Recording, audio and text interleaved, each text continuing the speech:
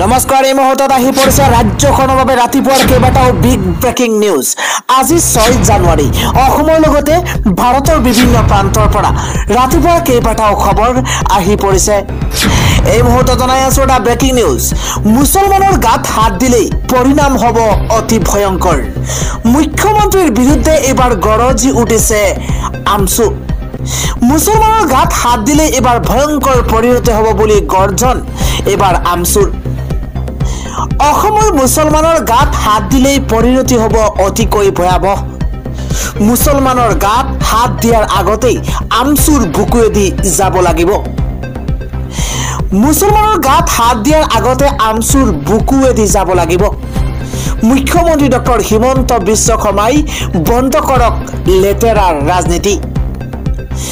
মুছলমানৰ শেষৰটো সমস্যা সমাধান নোহোৱালৈকে আমছুৱে যুঁজি দিব।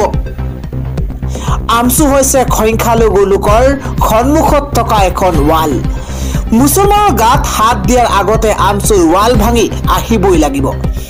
সংখ্যালঘু মুছলমানৰ সুৰক্ষাক লৈ গৰজি উঠিছে এইবাৰ আমছুৰ নেতা ৰেজাউল কৰিম চৰকাৰ। মুখ্যমন্ত্ৰীক শেষ সকিয়নি আমছুৰ সভাপতি ৰেজাউল কৰিম চৰকাৰৰ। আন এটা খবৰ হৈছে শ্বেৰমান আলী আহমেদৰ বিধায়ক পদ খাৰিজ হোৱাক লৈ ভূপেন বৰাই ডাঙৰ প্ৰতিক্ৰিয়া প্ৰকাশ কৰিছে। ভূপেন বৰাই কয় যে শ্বেৰমান আলী আহমেদৰ বিধায়ক পদ খাৰিজ কৰিবলৈ দিয়া কংগ্ৰেছৰ গোচৰ প্ৰত্যাখ্যান কৰিছে বিধানসভাৰ অধ্যক্ষই। অসম বিধানসভাৰ অধ্যক্ষই ইতিহাসত এক অদক্ষ সিদ্ধান্ত লৈছে। শ্বেৰমান আলী আহমেদৰ বিধায়ক পদ খাৰিজ নোহোৱাক লৈ ভূপেন বৰাই এনেধৰণৰ প্ৰতিক্ৰিয়া প্ৰকাশ কৰিছে। পৰৱৰ্তী খবৰটো হৈছে দুবাৰ ভুল কৰিলো বুলি স্বীকাৰ কৰিছে কিংমেকাৰে। বিজেপি নে জেডিইউ ক্ষমা কৰিব বিজেপি নে আৰজেডিৰ সৈতে থাকিব নীতিশ কুমাৰ। এটা পলিটিকেল ব্ৰেকিং নিউজ। বিজেপিৰে মিত্ৰতাক লৈ কিংমেকাৰ নীতিশ কুমাৰৰ ডাঙৰ মন্তব্য। এবাৰ আৰজেডি লালু প্ৰসাদ যাদৱৰ আহ্বানৰ পিছতে মুখ খুলিছে নীতিশ কুমাৰে। কিছুদিন পূৰ্বে লালু প্ৰসাদ যাদৱৰ নীতিশ কুমাৰক আদৰি অনাৰ ঘোষণা কৰিছিল আৰু কৈছিল নীতিশ কুমাৰৰ বাবে আৰজেডিৰ দুৱাৰ খোলা আছে। নীতিশ কুমাৰক ক্ষমা কৰি আহিব বিচাৰিলে আমি তেওঁক আদৰি ল'ম। নীতিশ কুমাৰক ক্ষমা কৰি আহিব বিচাৰিলে আমি তেওঁক আদৰি ল'ম। লালু প্ৰসাদ যাদৱৰ আহ্বানৰ পিছতেই কৌশলী প্ৰতিক্ৰিয়া নীতিশ কুমাৰৰ। দুবাৰ ভুল কৰি তেওঁলোকৰ সৈতে মিত্ৰতা কৰিলো, এতিয়া মই মোৰ পুৰণি বন্ধুৰ সৈতে আছো। 2 বছৰে লালু প্ৰসাদে বিহাৰৰ জনতাৰ বাবে কি কৰিলে? বিজেপিৰে মিত্ৰতাক লৈ কিংমেকাৰ নীতিশ কুমাৰৰ ডাঙৰ মন্তব্য। আন এটা গুৰুত্বপূৰ্ণ খবৰ হৈছে ভাৰতীয় উপকূলৰক্ষী বাহিনীৰ এখন হেলিকপ্টাৰ দুৰ্ঘটনাত পতিত হৈছে। ভাৰতীয় উপকূলৰক্ষী বাহিনীৰ এখন হেলিকপ্টাৰ হেলিপেডত অৱতৰণ কৰি থকা অৱস্থাতে দুৰ্ঘটনাত পতিত হৈ অগ্নিদগ্ধ হৈ পৰিছে। এই ঘটনাত 3 গৰাকীকৈ ক্ৰু সদস্য নিহত হৈছে বুলি জানিব পৰা গৈছে। দেওবাৰে পুৱা গুজৰাটৰ পোৰবন্দৰত সংঘটিত হৈছে ভয়ংকৰ বিমান দুৰ্ঘটনা। ভাৰতীয় উপকূলৰক্ষী বাহিনীৰ এখন বিমান দুৰ্ঘটনাত পতিত হৈ 3 গৰাকীকৈ ক্ৰু মেম্বাৰ নিহত হৈছে বুলি জানিব পৰা গৈছে। দুৰ্ঘটনা সংঘটিত হোৱাৰ পাছতে পোৰবন্দৰ অগ্নি নিৰ্বাপক বাহিনীয়ে উদ্ধাৰ অভিযান আৰম্ভ কৰিছে। প্ৰথমে জুই নিৰ্বাপন কৰি আহত জোৱান কেইজনক সংকটজনক অৱস্থাত উদ্ধাৰ কৰিছে আৰু লগে লগেই আহতক পোৰবন্দৰৰ চৰকাৰী চিকিৎসালয়ত প্ৰেৰণ কৰা হৈছে বুলি জানিব পৰা গৈছে। আন এটা খবৰ হৈছে দিল্লীৰ পৰা গুৱাহাটী অভিমুখী বিমানত এক অঘটন সংঘটিত হৈছে। গুৱাহাটীত অৱতৰণ কৰিব নোৱাৰিলে এয়াৰ ইণ্ডিয়া এক্সপ্ৰেছৰ বিমানখনে। মাজ আকাশতেই ইন্ধন শেষ হোৱাৰ ঘোষণা পাইলটৰ আৰু ভাগ্যক্ৰমে কলকাতা বিমানবন্দৰত জৰুৰী অৱতৰণ কৰিছে বিমানখনে। আনে গুৰুত্বপূৰ্ণ খবৰ হৈছে সাৱধান হওক ৰাজ্যবাসী, কিয়নো বিহুৰ আগে আগে প্ৰচণ্ড ধুমুহা বৰষুণৰ হাই এলাৰ্ট জাৰি কৰিছে বতৰ বিজ্ঞান কেন্দ্ৰই। ব্ৰেকিং নিউজ, আগন্তুক 3 দিনত ৰাজ্যত নামিব প্ৰচণ্ড শীত, কিয়নো বতৰ বিজ্ঞান কেন্দ্ৰৰ তৰফৰ পৰা শীতৰ প্ৰচণ্ড বৰষুণৰ আগজাননী প্ৰদান কৰা হৈছে। প্ৰচণ্ড শীতৰ মাজতে ৰাজ্যত ধুমুহা বৰষুণৰ হাই এলাৰ্ট জাৰি কৰা হৈছে। বিহুৰ আগে আগে ৰাজ্যত 6খনকৈ জিলাত বতৰে কাল ৰূপ ধাৰণ কৰাৰ সম্ভাৱনা আছে। বতাহ বৰষুণৰ লগতে ঠায়ে ঠায়ে বজ্ৰপাত হোৱাৰো আশংকা। 7 আৰু 8 জানুৱাৰীত 6খনকৈ জিলাত এলাৰ্ট জাৰি কৰিছে বতৰ বিজ্ঞান কেন্দ্ৰই। 7 জানুৱাৰীত কামৰূপ মেট্ৰ, মৰিগাঁও, নগাঁও জিলাত হাই এলাৰ্ট জাৰি কৰা হৈছে। লগতে উজনি অসমৰ ডিব্ৰুগড় আৰু তিনিচুকীয়া জিলাতো এলাৰ্ট জাৰি কৰিছে বতৰ বিজ্ঞান কেন্দ্ৰই। 8 জানুৱাৰীতো ডিব্ৰুগড় আৰু তিনিচুকীয়া জিলাত বতৰে কাল ৰূপ ধাৰণ কৰাৰ সম্ভাৱনা আছে। আগন্তুক 3 দিনত ৰাজ্যত নামিব প্ৰচণ্ড শীত।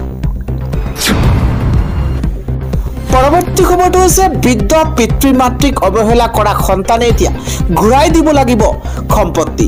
সৰ্বোচ্চ ন্যায়ালয়ৰ তৰফৰ পৰা এই ডাঙৰ সিদ্ধান্ত গ্ৰহণ কৰা হৈছে। পিতৃ মাতৃক অৱহেলা কৰা সন্তানক লৈ ডাঙৰ খবৰ। বৃদ্ধ পিতৃ মাতৃক অৱহেলা কৰা সন্তানে ঘূৰাই দিব লাগিব সম্পত্তি। দেশৰ সৰ্বোচ্চ ন্যায়ালয়ে এই কঠোৰ সিদ্ধান্ত গ্ৰহণ কৰিছে।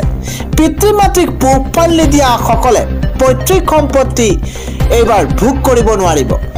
পিতৃ মাতৃক পোহপাল নিদিয়া পৈতৃক সম্পত্তি ভোগ কৰিব নোৱাৰিব। এতিয়াৰ পৰা উত্তৰাধিকাৰী সূত্ৰে লাভ কৰা সম্পত্তিত নাথাকিব পুত্ৰ বোৱাৰীৰ অধিকাৰ।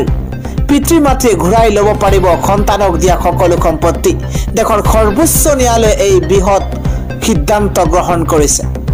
আন এটা খবৰ হৈছে হিমন্ত বিশ্ব শৰ্মা চৰকাৰৰ বিৰুদ্ধে খাট্টাকৈ মহাবিস্ফোৰক মন্তব্য কৰিছে প্ৰদেশ কংগ্ৰেছৰ সভাপতি ভূপেন বৰাই।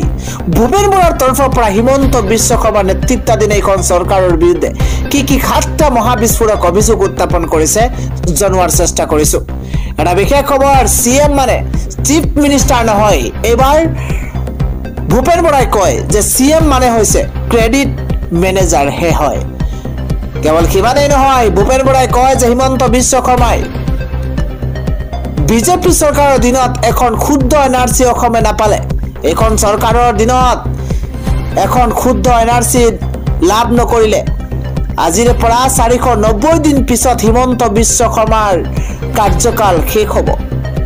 400 দিন বাকী থকাৰ দিনৰে পৰা ৰাজীৱ ভৱন আৰু জিলা কংগ্ৰেছৰ কাৰ্যালয়ত একোটাকৈ কাউণ্টডাউন কৰি লগোৱা হ'ব।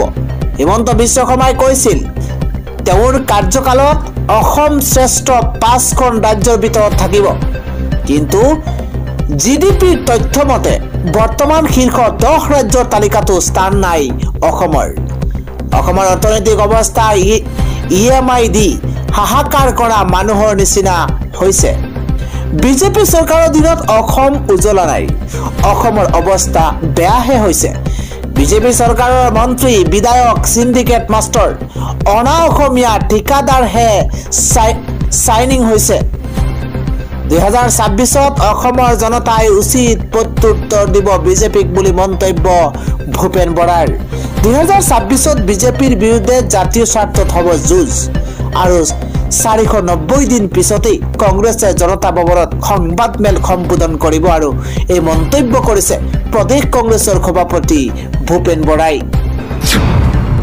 পৰৱৰ্তী খবৰ হৈছে তুমুল যুদ্ধত এবাৰ খুদ বিজেপি কৰ্মী।